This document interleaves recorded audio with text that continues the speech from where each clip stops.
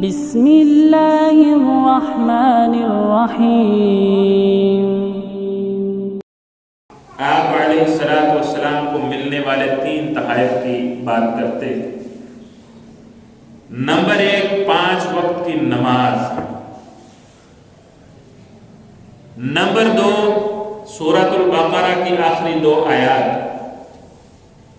Number 3، اللہ کے رسول صلی اللہ علیہ وسلم کو یہ تسلی دی گئی کہ آپ کی امت میں سے جو شخص اس حال میں فوت ہوگا کہ اس نے شرک نہیں کیا ہوگا، اس کی نجات ایک نہ ایک دن ضرور ہو جائے گی۔ اگر وہ جہنم میں بھی چلا گیا تو بالآخر وہ اس سے چھٹکارا پا لے گا، لیکن کس صورت میں؟ کہ اس نے شرک نہ کیا۔ ان تینوں چیزوں پہ ہم نے غور کرنا ہے۔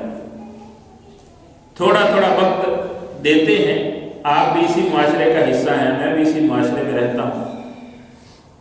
5 وقتہ نماز، کیا خیال ہے جی مسلمانوں کی اس کے ساتھ، اس عمل کے ساتھ کتنی کو محبت ہے؟ معاشرے کے اکثر مسلمان بے نماز ہے، اکثر۔ کئی 2 نمازیں روزانہ پڑھتے ہیں، کئی 3 نمازیں روزانہ پڑھنے والے، کوئی صرف 1 نماز پڑھتے ہیں، کوئی 1 بھی نہیں پڑھتے، کوئی جمعہ پڑھنے والے، کوئی عید پڑھنے والے۔ کس غفلت کا شکار ہے ہم لوگ؟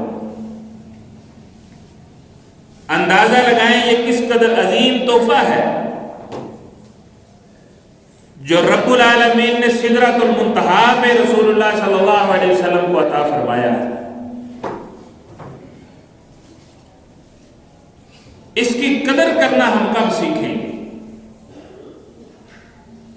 کب اس تحفے کو سینے سے لگائیں گے؟ کب اس عبادت کی لذت سے اپنے آپ کو بہرہ ور کریں گے؟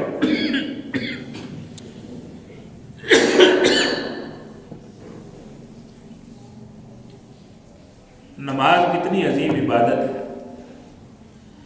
آپ نے فرمایا میری آنکھوں کی ٹھنڈک اللہ نے نماز میں رکھی ہے۔ ہماری آنکھیں کیوں نماز پڑھنے سے ٹھنڈی نہیں ہوتی؟ آپ نے فرمایا نماز دین کا ستون ہے، ہم اس ستون کے بغیر کون سا دین لیے پھرتے ہیں؟ قرآن کہتا ہے نماز قائم کرو، مشرک نہ بن جاؤ، مشرکوں میں سے نہ ہو جاؤ۔ ہم سمجھتے ہیں نماز نہ پڑھنے سے کوئی بڑا جرم نہیں ہو جاتا۔ سیدنا عبداللہ بن مسعود رضی اللہ تعالیٰ عنہ فرماتے ہیں، صحیح مسلم کی روایت ہے کہ رسول اللہ صلی اللہ علیہ وسلم کے عہد میں نماز باجماعت سے وہ مرد پیچھے رہتا تھا جو پکا منافق ہو اور اس کی منافقت کا علم ہو، یا وہ شخص پیچھے رہتا تھا جو بیمار ہو اور اتنا بیمار ہو کہ 2 بندوں کے کندھے کے سہارے کے بغیر وہ مسجد نہیں آ سکتا۔ اس کے علاوہ سارے مسجد میں آتے تھے اور آ کے نماز پڑھتے تھے۔ آج ہم کہاں ہیں؟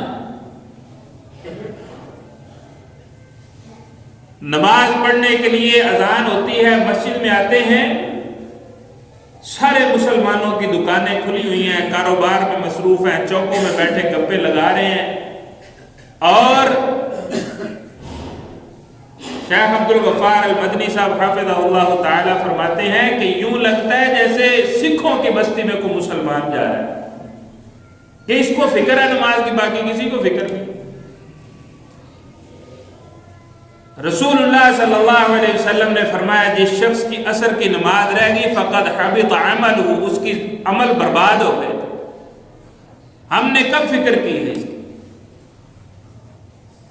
رسول اللہ صلی اللہ علیہ وسلم نے فرمایا جس شخص کی عصر کی نماز فوت ہو گئی اس کا اتنا نقصان ہو گیا کہ جیسے اس کا اہل مال ہر شے تباہ ہو گئی ہو۔ ہمیں کتنی فکر ہے؟ اس نقصان کا ہم کیوں فکر نہیں کرتے؟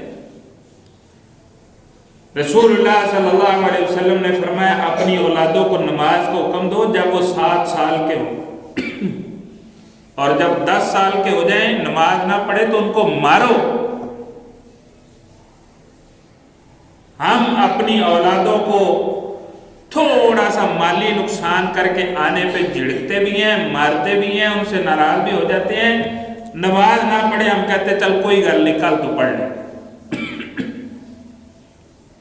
کب سیکھیں گے والدین یہ سختی کرنا، یہ اپنا حق استعمال کرنا؟ کب اپنی اولادوں کو سکھائیں گے اور سمجھائیں گے؟ چند دن پہلے کی بات ہے،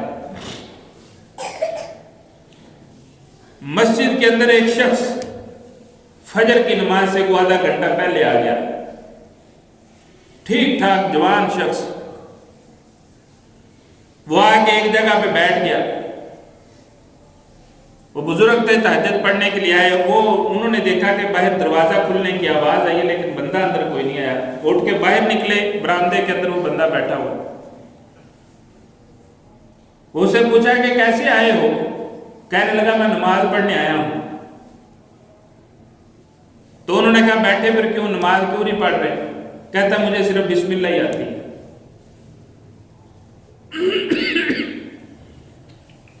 ہماری کالجوں اور یونیورسٹیوں میں پڑھنے والے طالب علم بہت سارے ہیں جن کو نماز نہیں آتی، ان کے والدین بھی مسلمان ہیں، ان کے دادے بھی مسلمان تھے اور ان کے پردادے بھی مسلمان تھے۔ یہ کیسے نوجوان ہیں اس معاشرے میں پھرنے والے؟ ان کو کون سکھائے گا کہ معراج کی رات نبی صلی اللہ علیہ وسلم کو جس عظیم تحفے سے نوازا گیا وہ نماز ہے؟ نماز کے بغیر کیا زندگی ہے مسلمان کی؟ تصور تو کریں، قیامت کے دن سب سے پہلے پوچھا جائے گا حقوق اللہ میں کہ نماز ٹھیک تھی کہ نہیں ٹھیک تھی۔ آپ علیہ السلام نے فرمایا جس کی نماز والا معاملہ کامیابی سے نمٹ گیا اس کے اگلے حساب کے مرحلے آسان ہو جائیں گے، اور جس کا یہ مرحلہ اٹک گیا اس کے اگلے مرحلے اور زیادہ مشکل ہو جائیں گے۔ جو نماز سے نہیں نکلا وہ آگے زکوٰۃ حج عمرے سے کیا نکلے گا؟ بڑی غور و فکر کرنے کی بات ہے۔ ہم سب کو چاہیے کہ ہم نمازوں کا خاص اہتمام کریں، اپنی اولادوں کو سکھائیں اور بتائیں کہ اس مالک کا کتنا بڑا فضل اور کرم ہے جس نے 50 فرض کی اور بالآخر کم کرتے کرتے 5 رہنے دی، اور پھر ارشاد فرمایا